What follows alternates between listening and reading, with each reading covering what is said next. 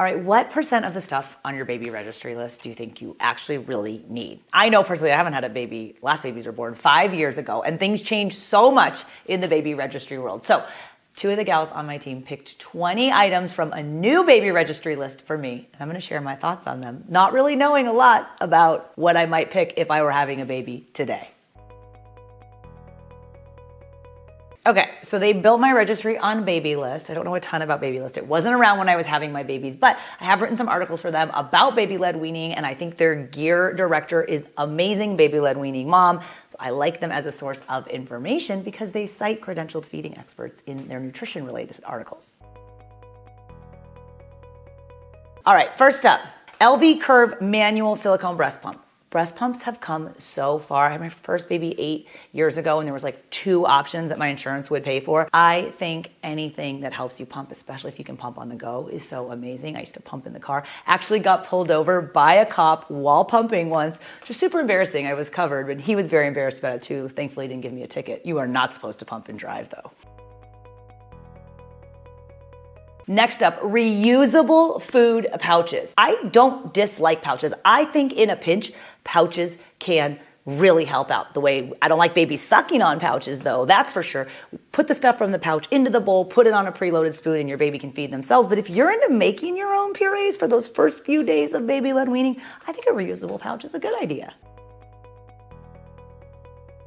Oh my gosh, the formula maker. I love the Baby Brezza. This was around. I have a set of quadruplets, and my best friend sent me one of the formula makers. And I was pumping as much as I could, but never making enough. We were making 4 bottles 4 times a day. The formula maker was so awesome. I actually traveled with it on a road trip from San Diego to Texas. We plugged it in at a gas station, I remember, and it like perfectly makes the bottles. I think it is an amazing tool. It's a little bit of a luxury item, but I definitely use the heck out of it.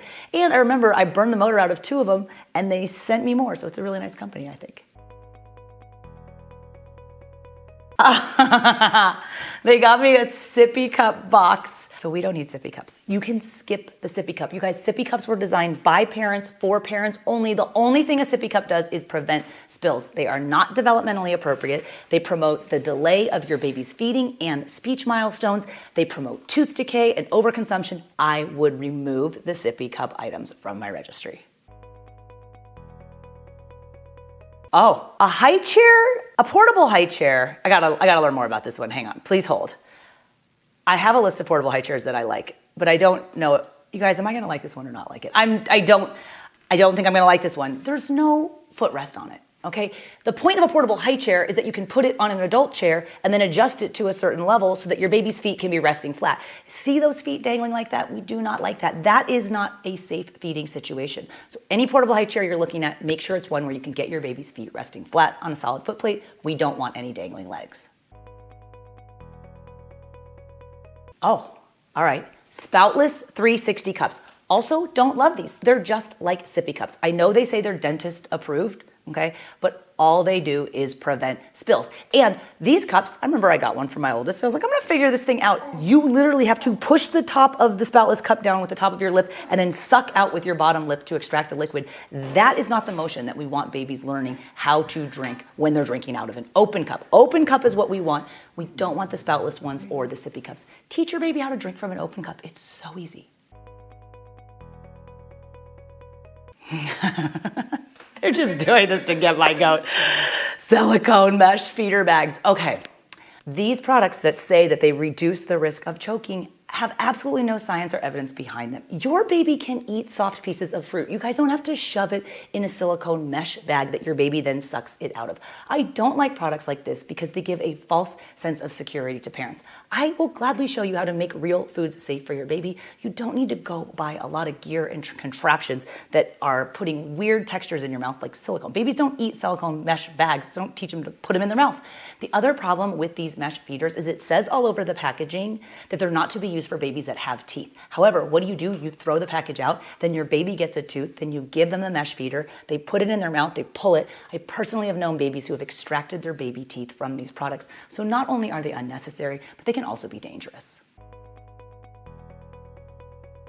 Ooh, it's getting hot in here. Long-handled spoons on my registry. Spoons with long handles are for adult-led spoon feeding, okay? Occasionally in a therapeutic feeding situation, a feeding therapist would use a long-handled spoon to help a baby learn how to eat. Your baby needs a short, fat, round handle and a very, very small bowl on a spoon that they can use to then feed themselves. You don't need to register for any long-handled spoons. Look for a spoon that has a short, fat, round handle that's designed for baby-led weaning with a very, very small bowl. The bowl on those is pretty small, but I don't like the long handle like that. The baby's gonna gag themselves with that spoon if they're trying to feed themselves. That's for feeding therapy.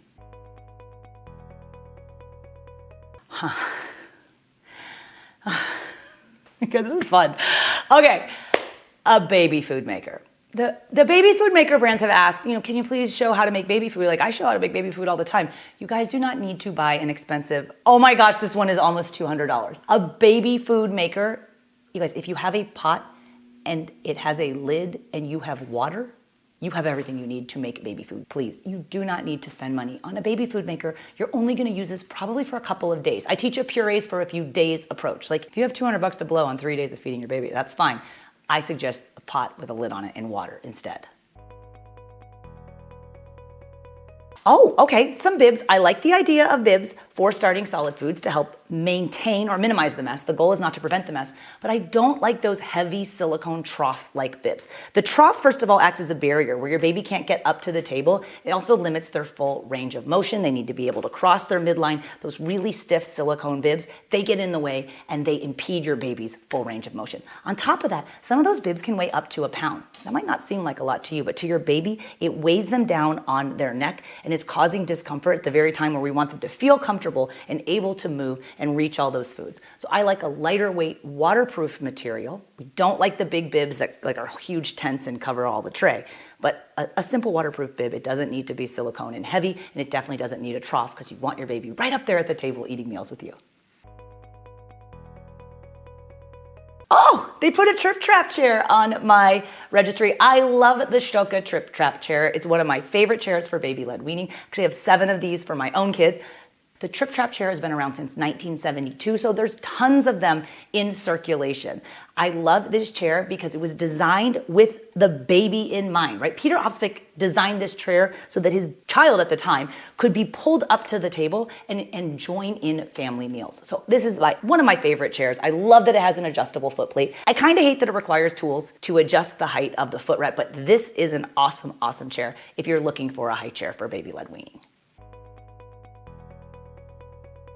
Okay, some baby wipes in there. Okay, I'm learning more about baby wipes because, I personally don't use baby wipes to wipe my baby's face, but I know a lot of parents do, and so I'm trying to learn more about, there's chemicals in a lot of these products, and if we're putting them inside of our baby's mouth, I think there are some maybe more natural alternatives that don't have chemicals in them. So wet wipes, you need them for all sorts of things. I personally prefer reusable products for cleaning my baby, but I get it, wet wipes in a pinch, you're definitely gonna need those.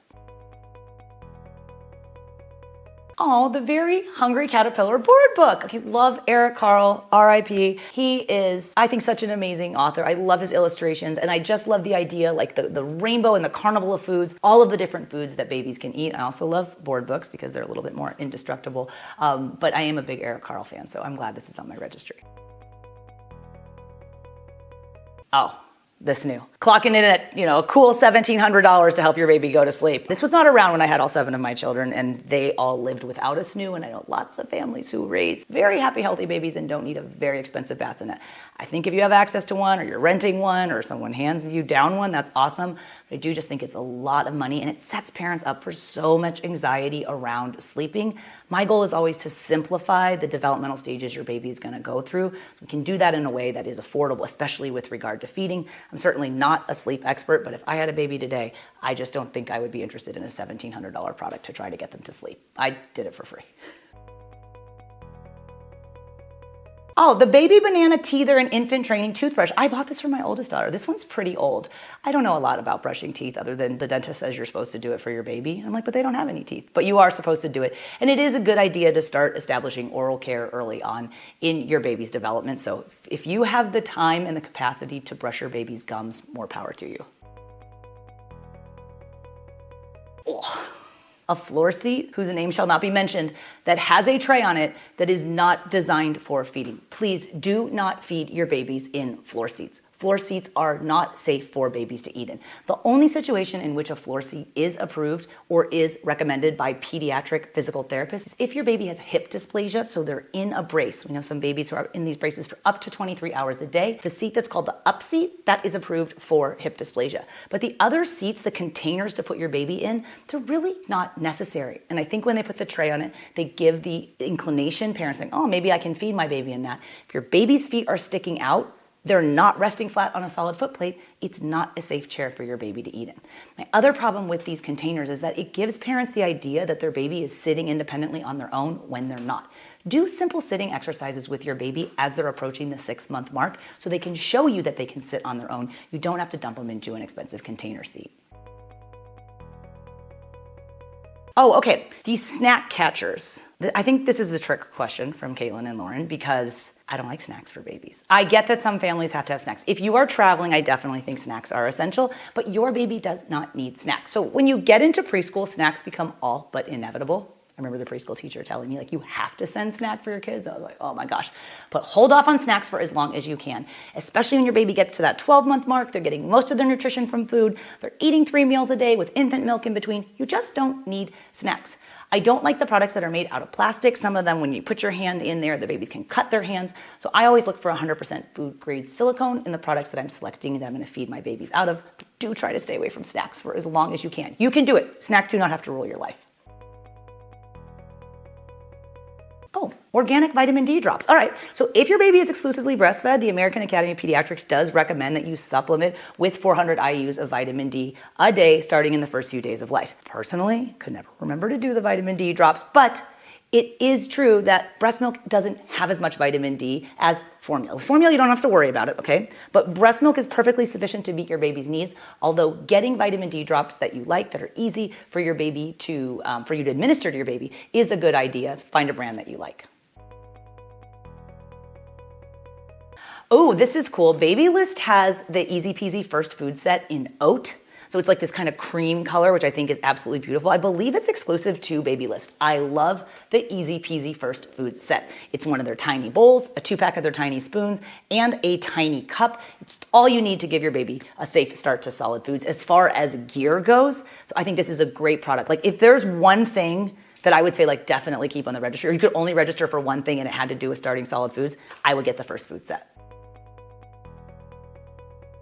Oh, and then there's a Stokke Tripp Trapp $65 tray. Sometimes parents are like, why do I need to pay extra for a tray? The Stokke Tripp Trapp High Chair was designed to be used without a tray. The point is that Peter Ofstick wanted you to pull it up to the table so your baby could enjoy and eat with the rest of the family. However, if you have a bar height or counter height table, the high chairs don't go that high, right? They wouldn't pass the tip test. So you need to have a tray that attaches there that you can put the plate on, and then you put the foods in the bowl there. Or you can have it, in your kitchen so your baby can play with it. I think it is nice to have the tray if you're like in a dine outdoors and you don't have maybe like an outdoor seating area. But if you have a regular good old-fashioned table at your house, you don't need the tray for the Tripp Trapp. Just buy the high chair.